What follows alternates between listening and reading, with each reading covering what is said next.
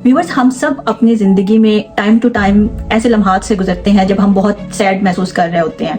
कोई खास वजह भी नहीं होती, लेकिन हम अंदर से उदासी महसूस कर रहे होते हैं। और जब कोई हमसे पूछता है कि क्या हुआ, तो हम कहते हैं कि बस ऐसे ही उदास महसूस कर रहा हूँ या बोर हो रहा हूँ। समटाइम्स तो इसकी कोई वजूहात मौजूद होती हैं, लेकिन बाज दफा बिना किसी वजह के भी हम उदासी महसूस कर रहे होते हैं। व्यूअर्स, अक्सर लोग तो कंफ्यूजन का शिकार हो जाते हैं। उन्हें समझ नहीं आती कि वो उदास हैं या वो डिप्रेशन में हैं, कि ये एक चीज है या दो मुख्तलिफ चीजें हैं। और मोस्टली हम इसे एक ही चीज समझ रहे होते हैं। इसलिए बहुत से लोग ये जानना चाहते हैं कि सैडनेस और डिप्रेशन में क्या फर्क है। तो आज मैं चाहती हूँ कि मैं आपकी इस कंफ्यूजन को दूर करूँ और मैं आपको आसान अंदाज में ये समझाऊं कि डिप्रेशन और सैडनेस में क्या फर्क है। तो चलें मिलकर समझते हैं कि सैडनेस और डिप्रेशन में क्या फर्क है और हम अपने मिजाज को और अपने मूड को कैसे बेहतर कर सकते हैं और कैसे इसका इलाज कर सकते हैं। Sadness is an emotion and depression is an illness.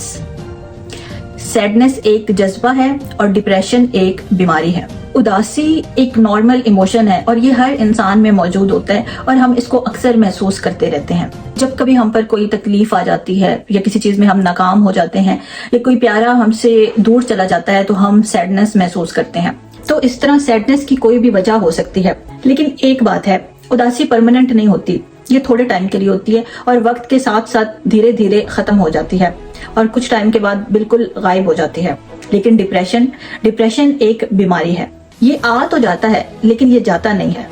बिल्कुल एक स्टेट ऑफ माइंड की तरह लगातार आपके साथ रहता है। इससे आपका बिहेवियर, आपकी सोच बदलना शुरू हो जाती है और सबसे बढ़कर ये कि ये आपकी लाइफ पर अफेक्ट होना शुरू हो जाता है। आपकी जिंदगी का हर पहलू बहुत बुरे तरीके से इससे असरअंदाज होगा और आपकी लाइफ बहुत बुरे तरीके से इससे अफेक्ट होगी।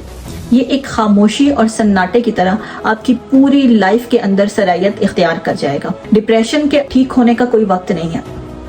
ये दिनों, महीनों और कभी कभार सालों तक चलता रहता है और अगर इसका इलाज ना किया जाए तो इंसान अंदर से टूटने लगता है।